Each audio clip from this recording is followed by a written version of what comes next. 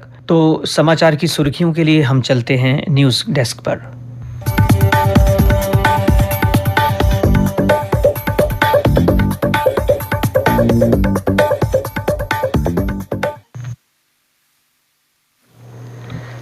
धन्यवाद सेमी। एक समाचार जो लगभग सभी समाचार पत्रों में सचित्र छपा है। जेके बोर्ड 10वीं की परीक्षा में एक बार फिर बेटियों का परचम। 79.25 विद्यार्थी सफल। 14,115 विद्यार्थियों ने A1 ग्रेड से पास की परीक्षा। पिछले वर्ष की तुलना में पास प्रतिशत में देखी गई मामूली कमी।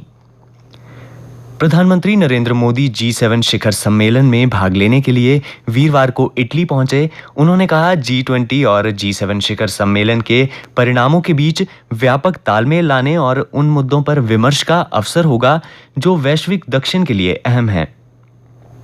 तीसरे कार्यकाल में पीएम मोदी की ये पहली विदेश यात्रा। जम्मू कश्मीर में आतंकी वारदातों के बीच प्रधानमंत्री नरेंद्र मोदी ने आतंकवाद से निपटने के लिए पूरी क्षमता का इस्तेमाल करने के दिए निर्देश। उन्होंने कहा, जारी रहेगी जीरो टॉलरेंस की नीति। प्रदेश के स्कूलों में अब 20 मिनट होगी प्रार्थना। राष्ट्रगान होगा अनिवार्य। बच्चों के साथ तनाव प्रबंधन, स्वास्थ्य सुझाव और करियर पर भी होगी चर्चा। परंपरा के समान अनुपालन के लिए निर्देश। इसके अलावा स्कूल शिक्षा विभाग द्वारा जानकारी दी गई कि अब बच्चों को नशीली दवाओं के खतरे के बारे में भी बताया जाएगा। हीरानगर व नरवाल के इलाके में एक बार फिर देखे गए संदिग्ध। कई जिलों में तलाश तेज। रियासी में 50 हिरासत में। डोडा में खोखे और कंपास बरामद। ड्रोन से जंगलों व नदी नालों पर कड़ी नजर। खीर भवानी मंदिर में मेला आज। घाटी से लेकर मंदिरों तक सुरक्षा के पुख्ता इंतजाम। गांदरबल के तुलमुला में जम्मू से पहुंचे कश्मीरी पंडितों के पहले जत्थे ने किए माता रानी के दर्शन। 1200 श्रद्धालुओं ने टिक्कर में टेका माथा। उपराज्यपाल मनोज सिन्हा ने कहा, सस्ती सार्वजनिक स्वास्थ्य सेवा व स्वस्थ समाज के लिए सरकार प्रतिबद्ध। स्किम्स प्रबंधन समिति की बैठक में रोगी देखभाल सेवाएं मजबूत करने पर मंथन। उपराज्यपाल मनोज सिन्हा ने कहा, यह सुनिश्चित किया जाना चाहिए कि सभी आवश्यक चिकित्सा उपकरण खरीदे जा रहे हैं। नीट यूजी में 1563 अभ्यर्थियों के क्रमांक निरस्त। 23 तारीख को फिर परीक्षा का विकल्प। केंद्र सरकार ने सुप्रीम कोर्ट को दी जानकारी। 30 को आएगा नतीजा। काउंसलिंग होगी 6 जुलाई से। जो कोर्ट नहीं पहुंचेगा उन्हें दोबारा परीक्षा में बैठने का नहीं मिलेगा मौका। और पुलिस महानिदेशक RR स्वैन ने कहा, पाकिस्तान भाड़े के आतंकवादियों से बिगाड़ रहा माहौल। कहा, आतंकवादियों को देंगे मुंह तोड़ जवाब। उन्होंने माता वैष्णो देवी और अमरनाथ यात्रा के लिए सुरक्षा प्रबंध बढ़ाने के भी जारी किए निर्देश। अब अन्य समाचारों के साथ हैं मेरी सहयोगी प्रतिमा शर्मा। धन्यवाद प्रणव। अमरनाथ यात्रा के दौरान सुरक्षा पुख्ता बनाने को सभी एजेंसियों का संयुक्त control room Jammu railway station पर खुलेगा। इसमें railway police, railway protection force, CRPF और सेना के जवान मौजूद रहेंगे। महत्वपूर्ण सूचनाओं का शीघ्र आदान प्रदान करने और उसी के आधार पर रणनीति बनाने को यह कंट्रोल रूम खोला जाएगा।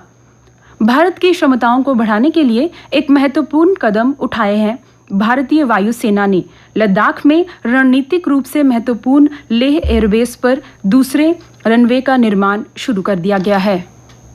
सरकार ने आधार में मुफ्त अपडेट की सीमा बढ़ाकर 14 सितंबर कर दी है। अभी यह 14 जून थी। अगर आधार में आपका मोबाइल नंबर लिंक है तो आप OTP आधारित कई सेवाओं का आधार में अपडेट कर सकते हैं।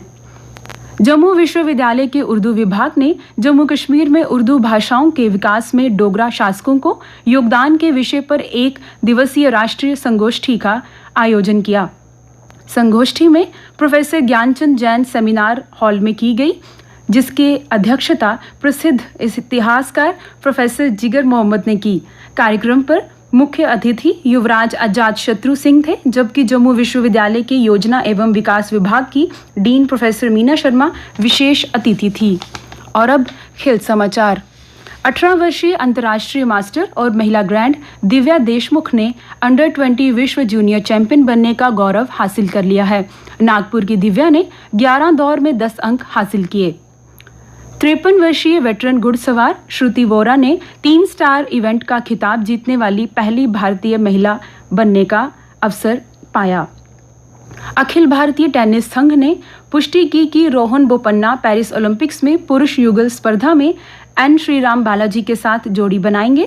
44 वर्षीय बोपन्ना ने इन खेलों के लिए बालाजी को अपने साथी के रूप में चुना है। और अब मौसम का हाल। मौसम विज्ञान केंद्र के अनुसार आज जम्मू संभाग में मौसम के शुष्क रहने की संभावना है। कल का अधिकतम तापमान 43.9 डिग्री सेल्सियस और न्यूनतम तापमान 28.8 डिग्री सेल्सियस रिकॉर्ड किया गया। आज सूर्यास्त 7:40 पर होगा और कल सूर्योदय 5:25 पर होगा।